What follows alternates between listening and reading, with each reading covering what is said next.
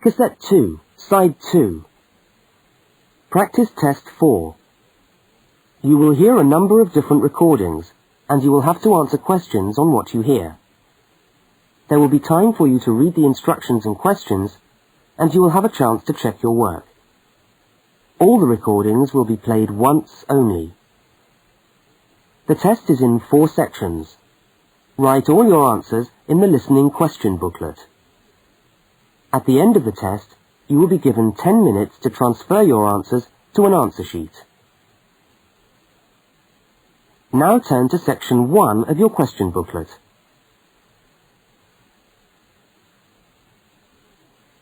Section 1.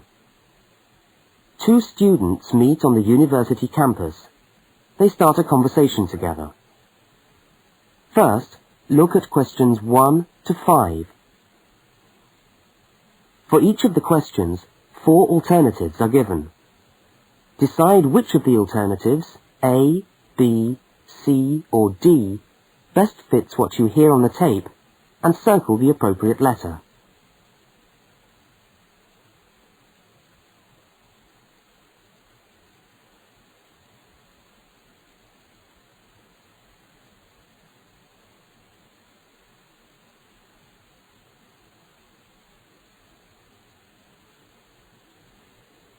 You will see that there is an example which has been done for you. On this occasion only, the conversation relating to the example will be played first.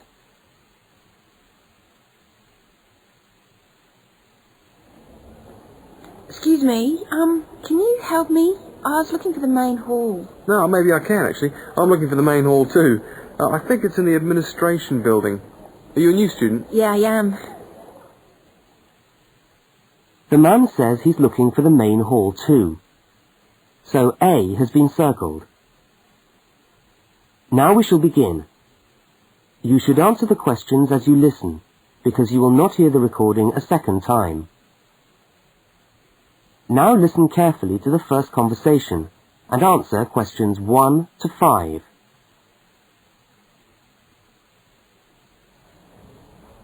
Excuse me, can you help me?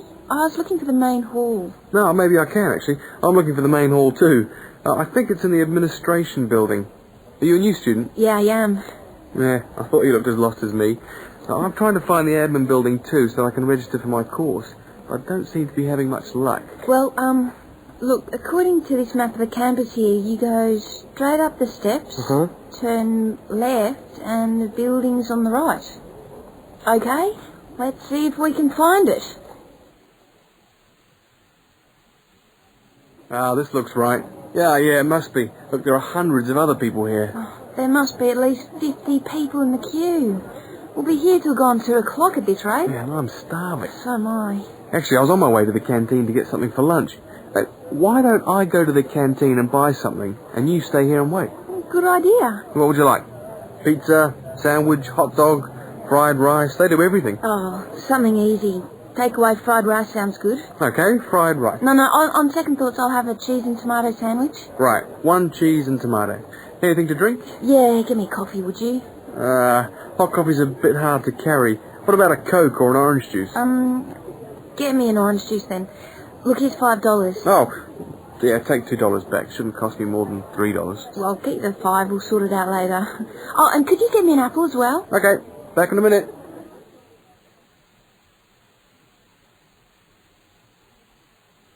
The woman speaks to the clerk about registering at university. Look at questions 6 to 10.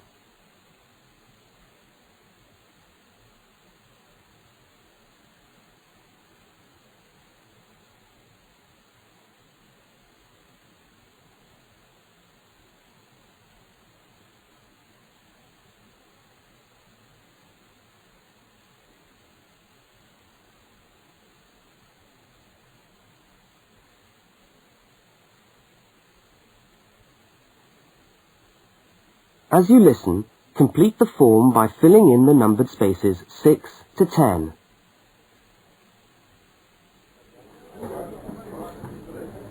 Oh, hello. I'm here to register for the first year law course.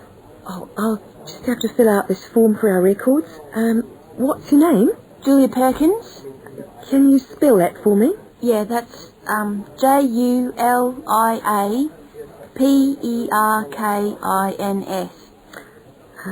Address? Flat 5, 15 Waratah Road. That's WARATAH, Brisbane. Brisbane. Oh, and your telephone number? Oh, we haven't got the phone on yet. We've only just moved in. Okay, well, can you let us have the number once the phone's connected?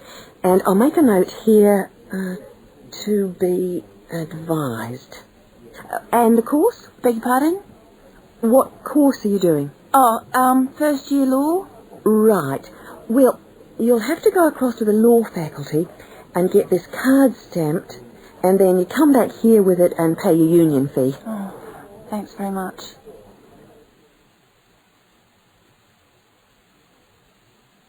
The man and the woman meet up again. Look at questions 11 and 12 and circle the correct answer.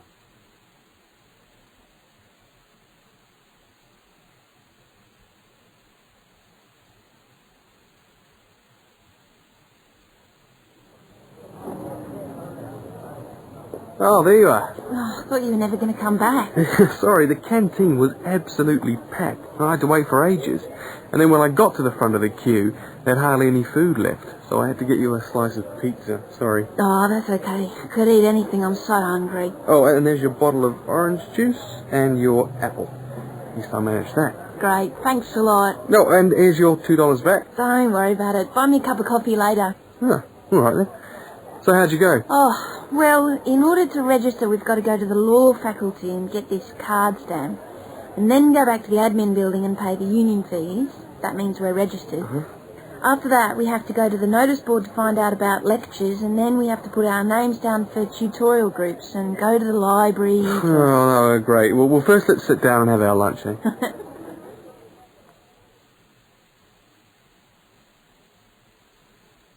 That is the end of section 1. You now have half a minute to check your answers.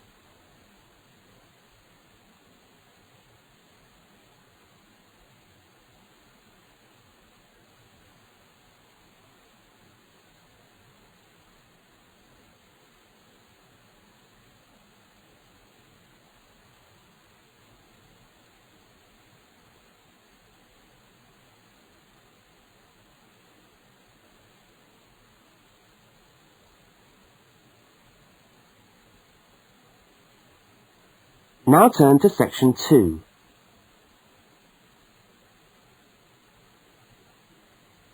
Section 2. You are going to hear a talk about banks in the UK. First, you have some time to look at questions 13 to 17.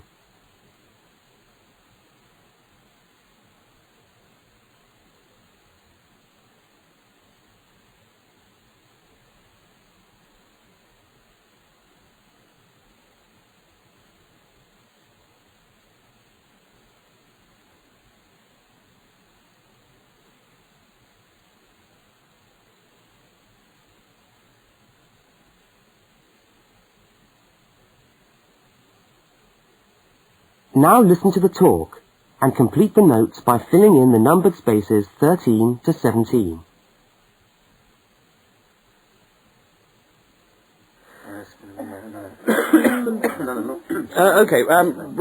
Thanks for turning up today. Thanks for turning up today to this short talk I'm going to give on student banking.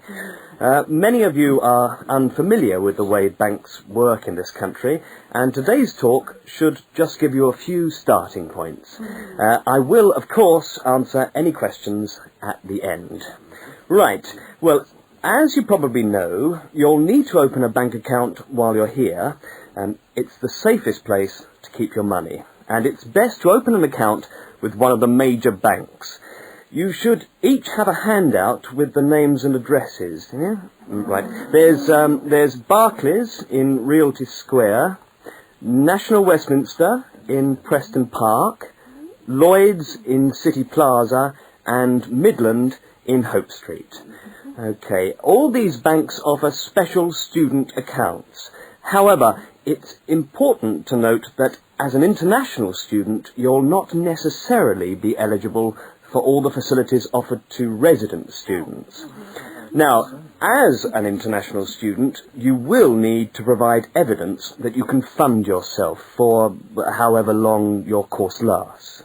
Banks have different policies, and the services that they'll offer you will depend on your individual circumstances and on the discretion of the bank manager involved.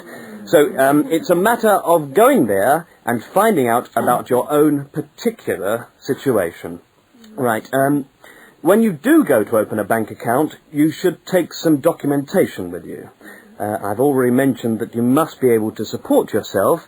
In addition to this, most banks ask you to bring your passport and your letter or certificate of enrolment. Okay? Now, by far the most useful type of account to open is a current account. When you do this, you will actually get what is called a student account, which is a current account with special concessions for students. When you open the account, the bank will give you a checkbook, and you can use this to draw money out as you need it. If you need to write checks in shops, you'll also need a check card. This is really an identity card, which guarantees that correctly written checks up to the value stated on the card will be honoured by the bank. Okay? Everybody with me? Now look at questions 18 to 21.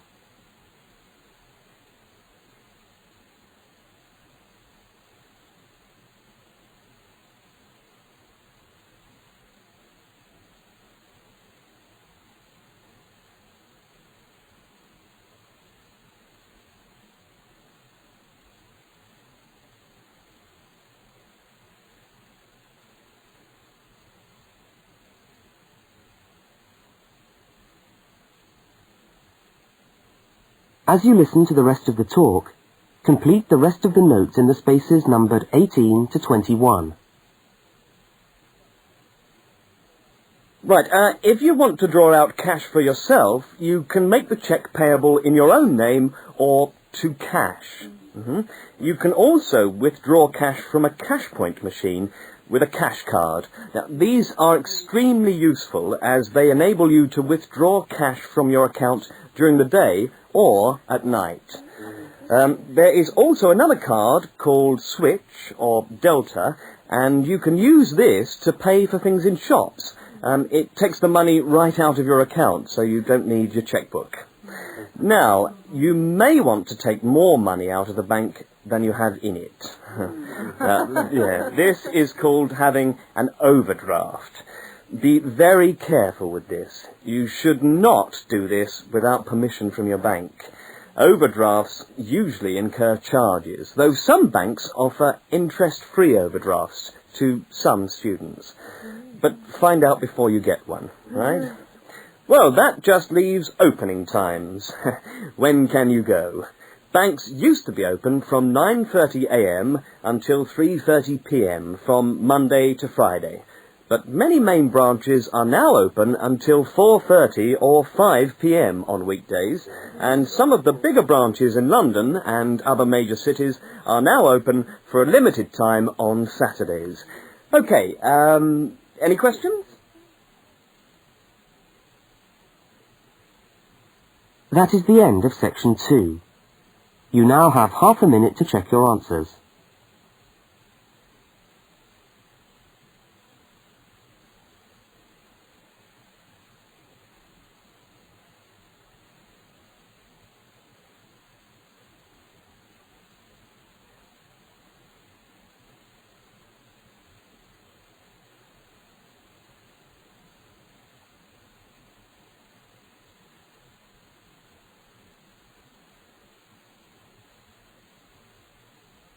Now turn to section 3.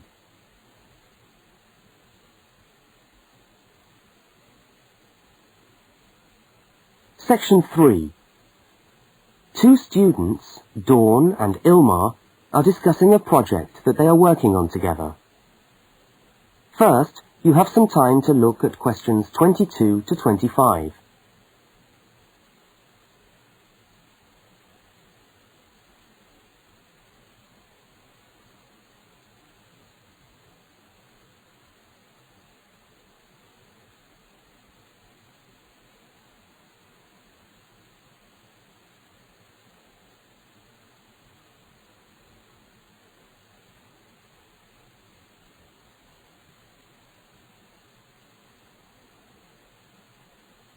Now listen to the first part of the conversation and complete the fact sheet by filling in the numbered spaces 22 to 25.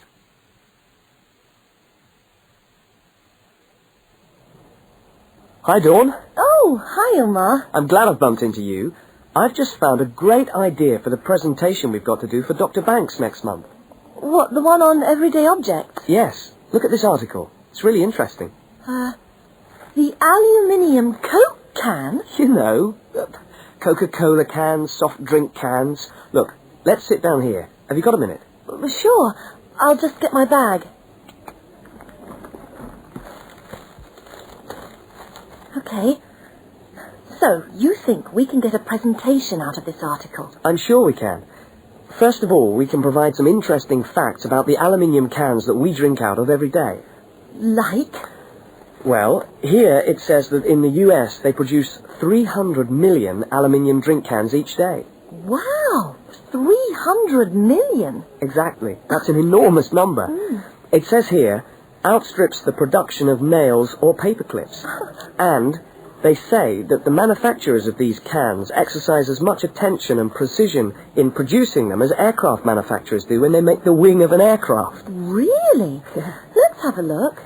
They're trying to produce the perfect can, as thin but as strong as possible. This bit's interesting. Today's can weighs about 0.48 ounces. Thinner than 2 pieces of paper. From this magazine, say. Yeah, and yet it can take a lot of weight. More than 90 pounds of pressure per square inch. 3 times the pressure of a car tyre. Okay, I agree. It's a good topic.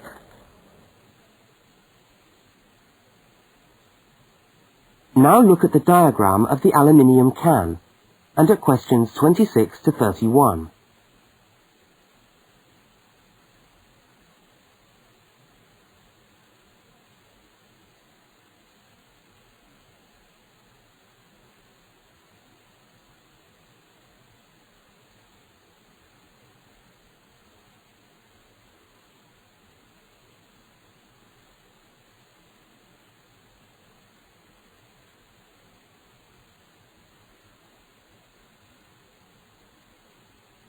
As the conversation continues, label the can by completing the notes in the numbered spaces 26 to 31. What I thought was that we could do a large picture of a Coke can and label it, and then talk about the different parts. Look, I've done a rough picture here. Okay, so where shall we start? Well, the lid is complicated. Let's start with the body first. I'll do a line from the center of the can, like this, and label it body. What does it say? It's made of aluminium, of course, and it's thicker at the bottom. Right, so that it can take all that pressure. And then I think you should draw another line from the body for the label. Right, label. The aluminium is ironed out until it's so thin that it produces, what does it say? A reflective surface suitable for decoration. That's right. Apparently it helps advertisers too. Yes, because it's so attractively decorated. Good. And then there's the base. Yes, it says the bottom of the can is shaped like a dome so that it can resist the internal pressure. That's interesting. I didn't know that. Nor did I. Okay, so going up to the lid, there are several things we can label here. There's the rim around the edge, which seals the can. Got that. And there's a funny word for the seal, isn't there? Yes, it's a flange. What does it say about it? Well, the can's filled with Coke or whatever, and after that the top of the can is trimmed and then bent over to secure the lid. That's right. It looks like a seam. We could even do a blow-up of it, like this. F-L-A-N-G-E.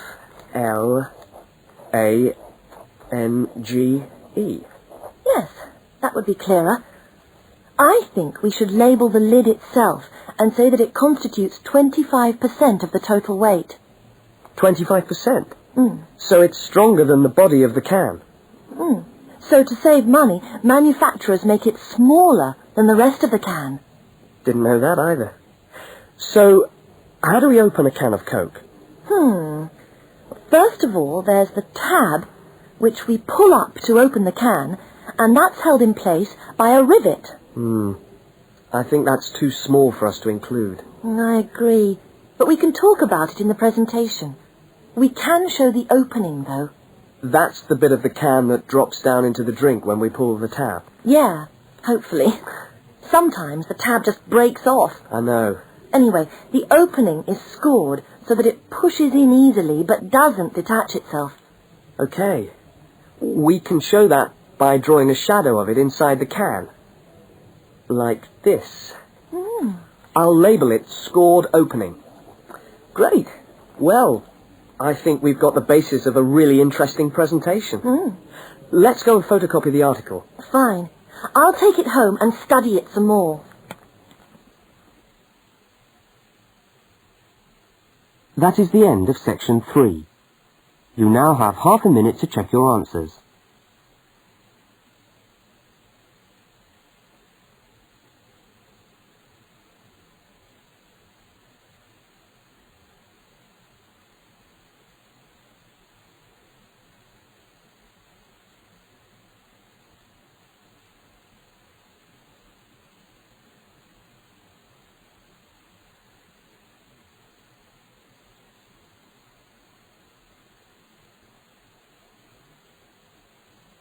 Now turn to section 4.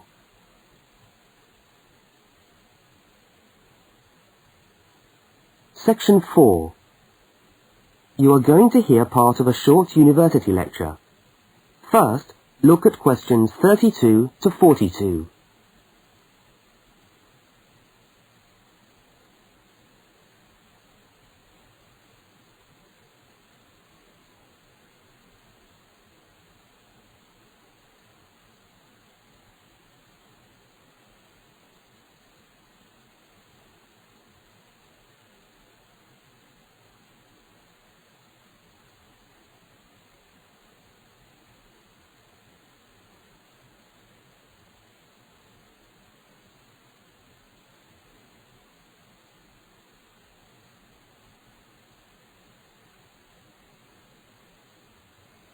Now listen and complete the lecture notes in the spaces numbered 32 to 42.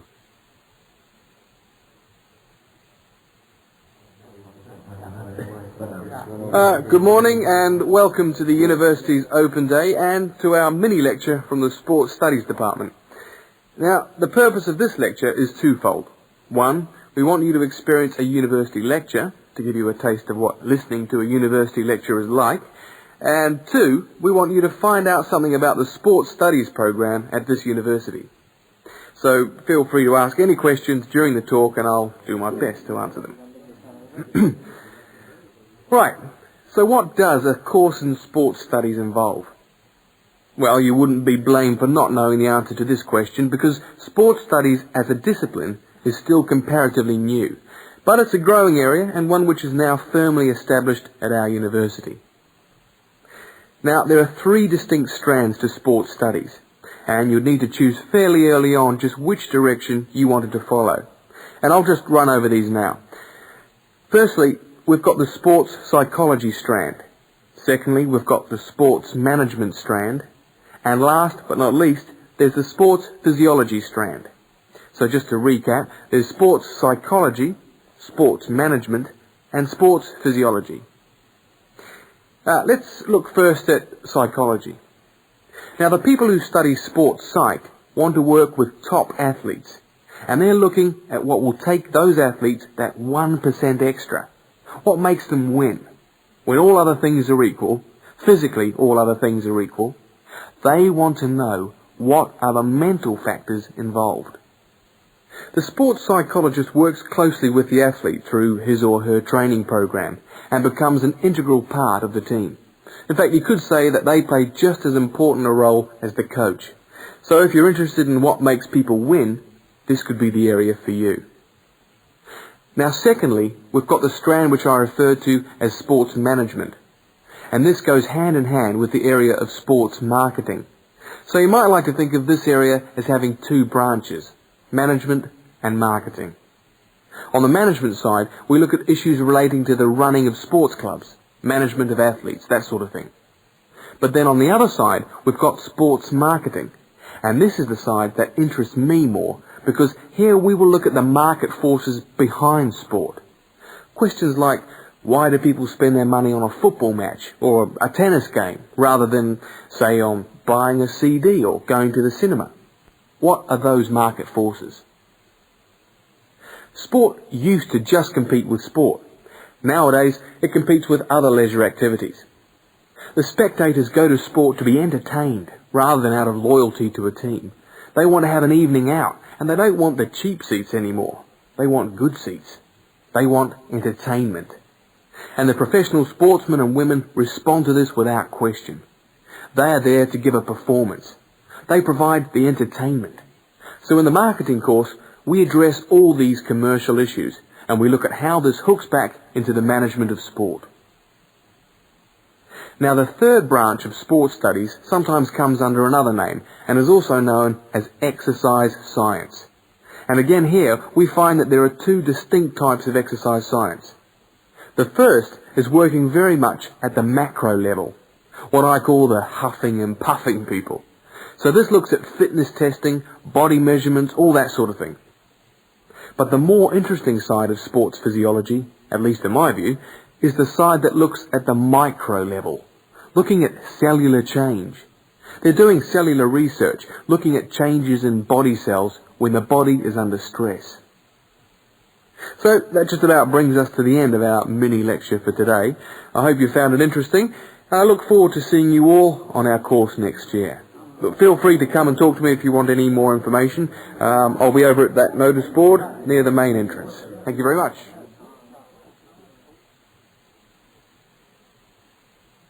That is the end of section 4. You now have half a minute to check your answers.